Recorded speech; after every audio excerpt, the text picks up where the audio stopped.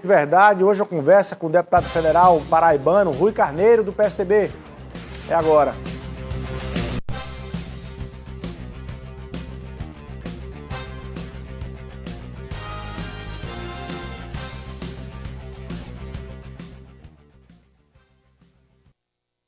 Muito boa tarde, minha Paraíba. Sexta-feira, dia 3 de setembro de 2021. Chegamos à sexta-feira em mais uma edição do seu Rede Verdade aqui, debatendo os assuntos políticos do Brasil, da Paraíba e principalmente aqueles que mexem diretamente com a sua vida, como é o caso dos temas que a gente vai tratar hoje aqui com o deputado federal Rui Carneiro, do PSDB. Deputado, muito boa tarde, seja muito bem-vindo aqui para falar com o nosso público aqui do Rede Verdade. Boa tarde, Luiz, boa tarde a todos que nos assistem. Para mim é uma grande satisfação, mais uma vez, estar aqui no Rede Verdade. Bom, deputado, os temas são muitos. Naturalmente, o Congresso está pegando fogo, votando a cada semana matérias e projetos que mexem diretamente com a população e você tem se posicionado em relação a alguns deles. Por exemplo, a tal medida provisória, a tal mini-reforma trabalhista, né, que foi para o Senado derrubou, né, mas havia ali uma aprovação majoritária na Câmara Federal. Mas você foi contra. Você acha que o Brasil não precisa e não deve a uma reforma trabalhista daquela que tirava os direitos trabalhistas aí, sobretudo dos jovens? A nossa tese em ter votado contra, e parabéns ao Senado que corrigiu no nosso entendimento um erro grosseiro da Câmara, é porque você pode ativar a economia, gerar emprego, sem necessariamente subtrair do trabalhador o seu direito.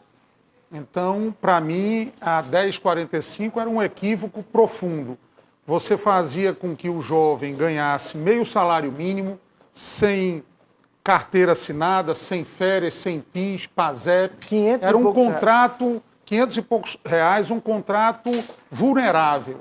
O que nós temos é que pensar como é que nós ativamos a economia e ativando a economia, obrigatoriamente, você vai gerar emprego para os jovens e para todas as idades também.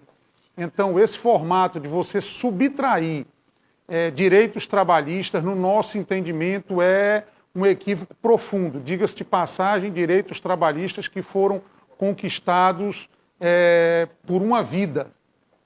Nós já temos no Brasil um salário baixo, temos aí uma sinalização muito clara de inflação. Quem vai ao supermercado tem notado isso de maneira muito clara, fora botijão de gás, gasolina, e você ainda querer pagar a um jovem que está sendo empregado meio salário mínimo, isso é uma vergonha, isso é um equívoco. Porque o que é que ia acontecer?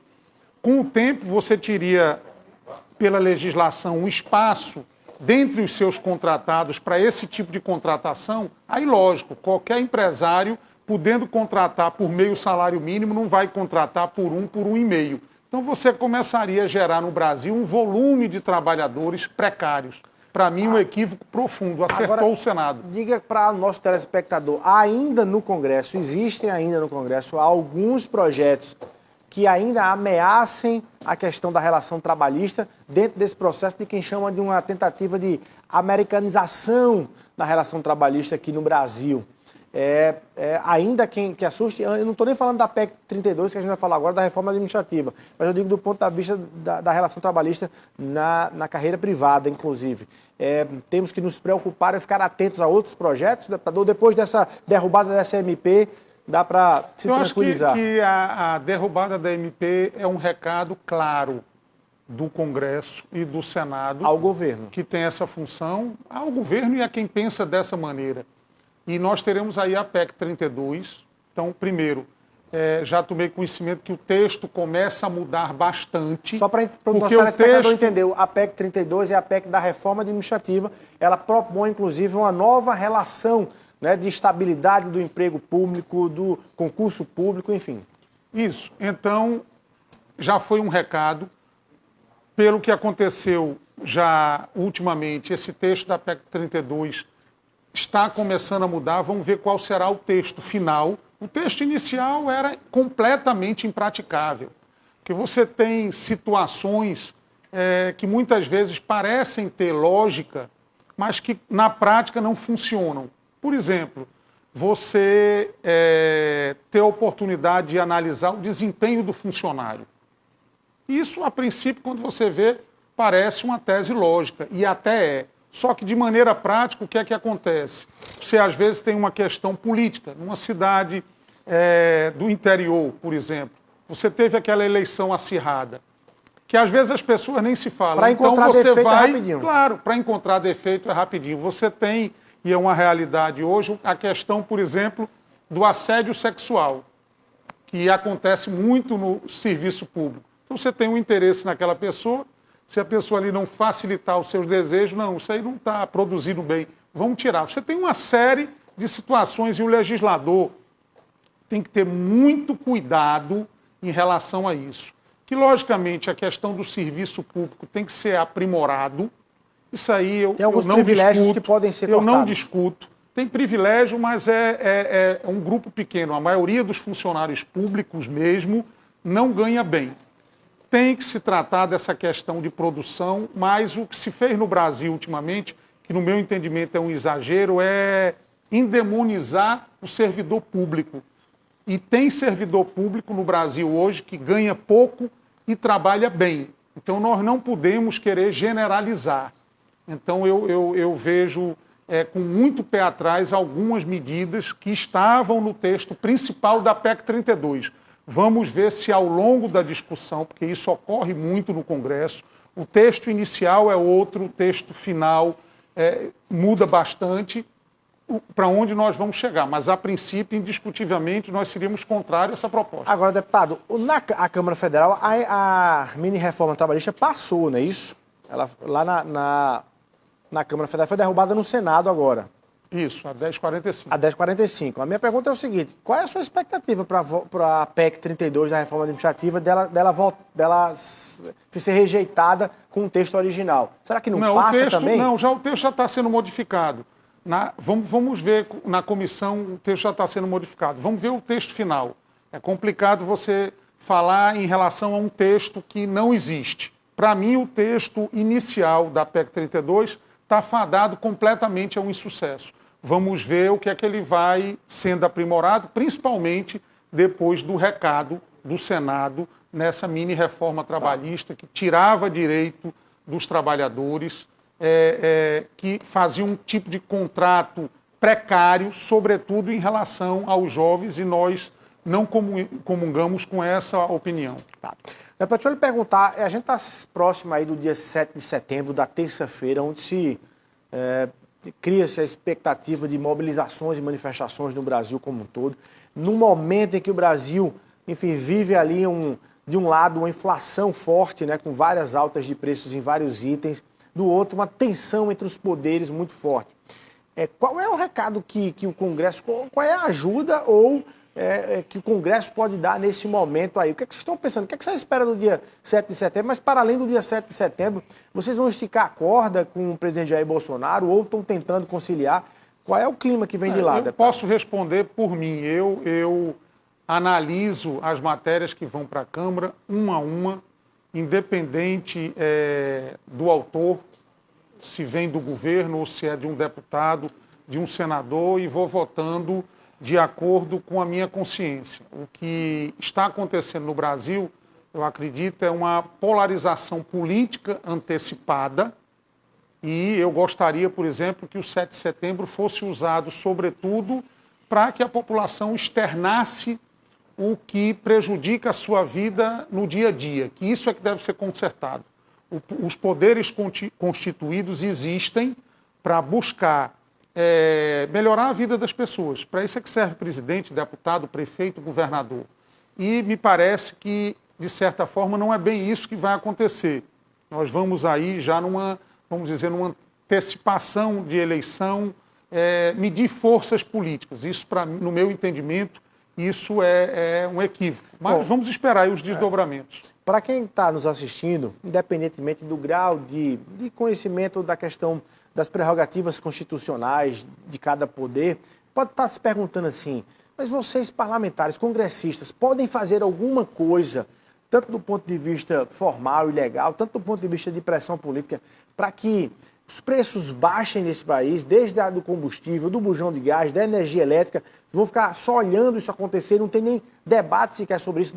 Dá para fazer alguma coisa, seja nos estados com ICMS, seja do ponto do governo federal, dá para se fazer alguma coisa para que esse peso não recaia na conta e no bolso dos brasileiros, deputado? Olha, primeiro existe uma questão política e o Congresso tem buscado harmonizar os poderes. Existe uma briga mais clara STF, Executivo e vice-versa, e existe esse trabalho de harmonização. Nessa questão de preço, você tem várias circunstâncias.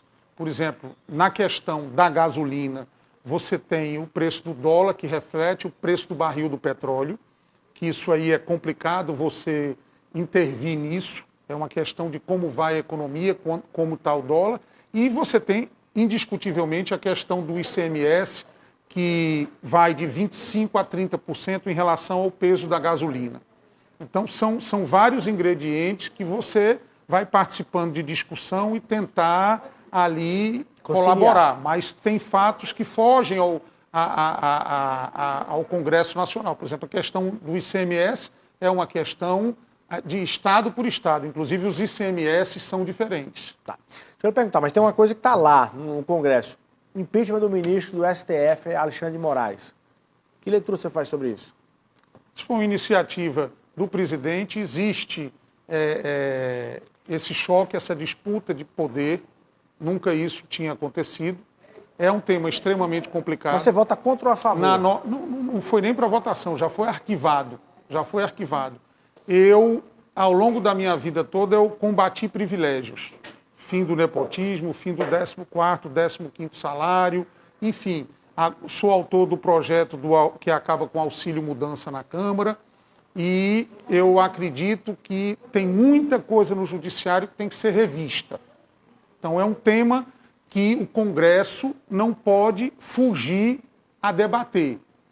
O que eu sou contra, que não é o meu estilo, sou muito democrático, é a questão do choque.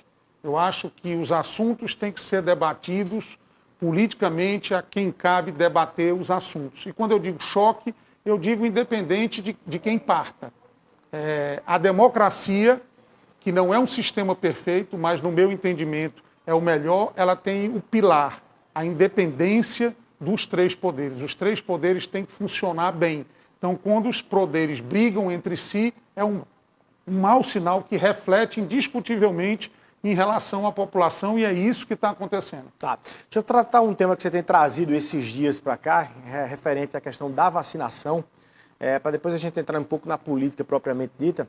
Você tem feito um debate de que há no estado mais ou menos aí, mais de 20 mil pessoas que foram identificadas, passaram da idade, na verdade, então são público, que deveriam estar vacinados e não foram vacinados ainda por questões pessoais, por, enfim, opção pessoal e tudo.